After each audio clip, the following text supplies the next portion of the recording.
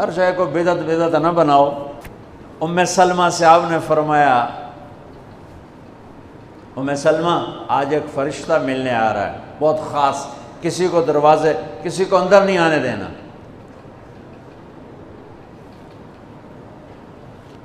بس ام سلمہ پیرے پہ کھڑی ہو گئی۔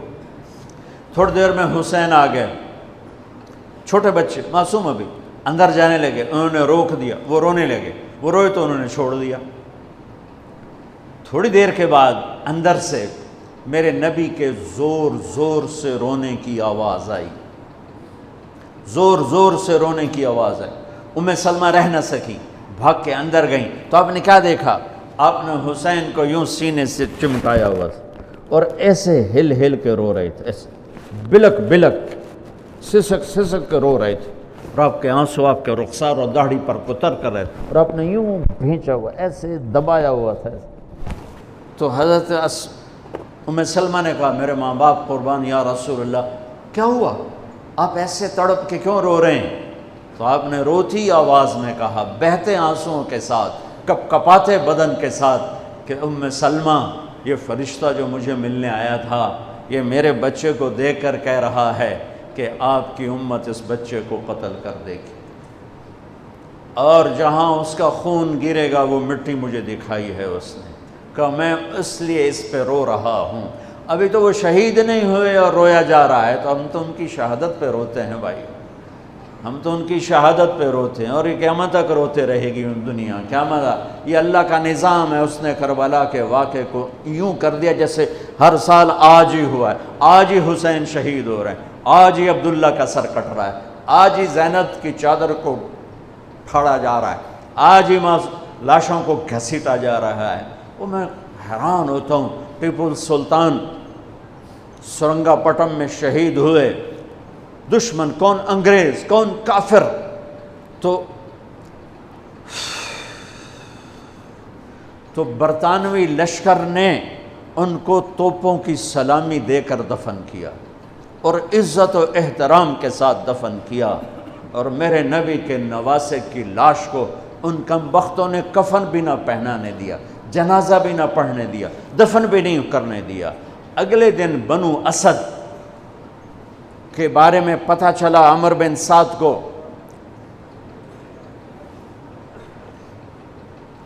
تو راتوں کہ وہ ان کو دفنانے والے ہیں، تو راتوں رات ان کو بغیر جنازوں کے مٹی میں دبا دیا اور اوپر پانی چھوڑ دیا کہ کوئی پتہ ہی نہ چلے حسین کی لاش۔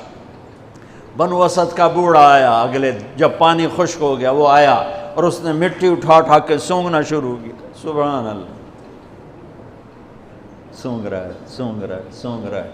ایک جگہ کی مٹی اٹھا کے سونگا تو اس میں جنت کی خوشبو تھی، تو تڑپ کے بولا یہ میرے نبی کے نواسے کی قبر ہے، یہ میرے نبی کے نواسے کی مٹی ہے، کہ وہ جنت کے سردار تھے تو قبر بھی جنت کی خوشبو پھیلا رہی ہے اس کی، حالانکہ بن دیکھی بات ہے، کیونکہ انہوں نے راتوں رات ان کو دبا دیا کہ ان کا جنازہ بھی نہ ہو، لعنت ہو ان کی قبروں پر، ان کی ہڈیوں پر، ان کی روحوں پر، ان کی مٹی پر، ان کی خاک پر۔ سمجھ میں نہیں آتا، نبی کے گھر کے کتے کی بھی ہم تو عزت کریں گے اگر آج ہمیں پتہ چلے یہ نبی کے گھر کا کتا ہے۔ ان کم بختوں کے سامنے نبی کے نواسے کھڑے تھے، نبی کی نواسیاں تھیں اور نبی کی اولاد تھی، اور ان کے دل ایسے پتھر، آنکھیں ایسی اندھی، کان ایسے بہرے کہ انہیں ایسے تلوار چلائی جیسے سامنے کوئی رومی لشکر کھڑا ہو، یا جیسے سامنے کوئی فارسی لشکر کھڑا ہو۔ اتنے عظیم ہستیاں، میں کہاں سے بیان کروں؟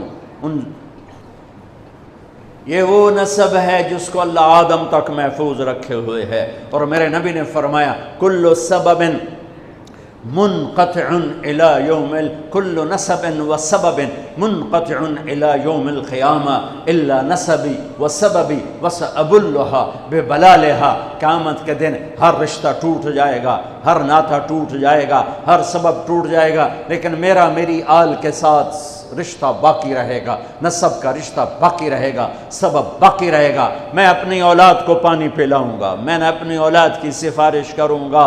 اس لیے میرے بھائیوں، ویسے تو کسی کے عیب نہ دیکھو، کسی کی برائی نہ دیکھو، پر سادات کی برائی، وہ شیعہ ہو، وہ سنی ہو، وہ بریلوی ہو، وہ اہل حدیث ہو، جو بھی ہو، وہ اگر میرے نبی کی اولاد ہے تو ان کے پاؤں چومو، ان کے ہاتھ چومو، ان کا ماتھا چومو۔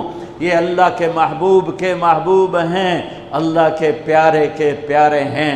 مجھے میری اولاد محبوب ہے، آگے ان کے پوتے ہو گئے، آگے ان کے بچے بچیاں ہو گئے، نواسیاں ہو گئے، پوتے پوتیاں ہو گئے، وہ ان سے بھی پیارے لگتے ہیں۔ میرے نبی نے اعلان کیا، میں اپنی نسل کو پانی لگاؤں گا قیامت کے دن، میں اپنی نسل کو پانی لگاؤں گا قیامت کے دن۔ پر اتنے سارے فرمان کے بعد بھی کیا شہید کیا گیا ہے، وہ کس بے دردی سے کیا گیا ہے۔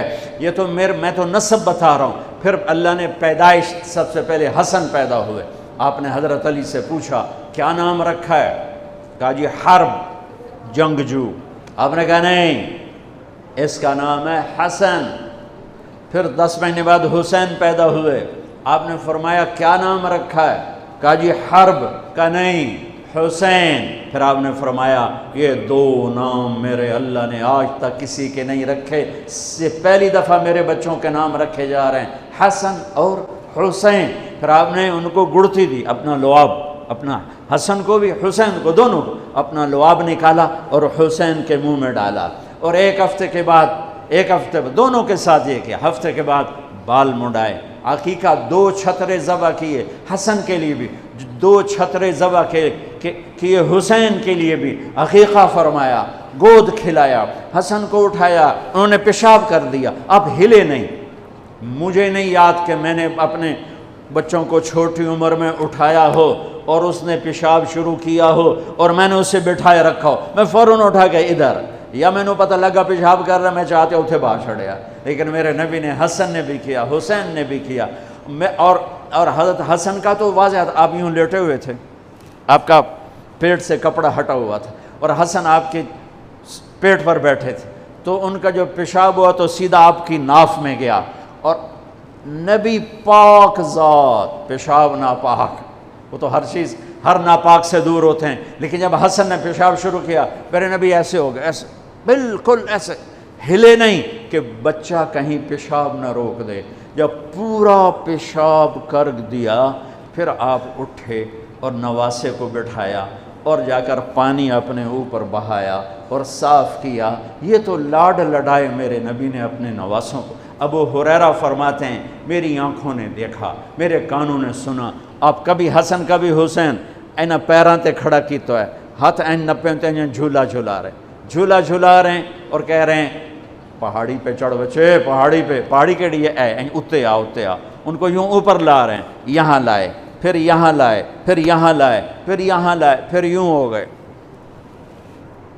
اور ان کے ہاتھ پکڑ کے یہاں تک پہنچایا، یہاں، اور پھر آگے بڑھ کے بوسہ لے کر کہا اے اللہ میں ان سے پیار کرتا ہوں، تو بھی ان سے پیار فرما۔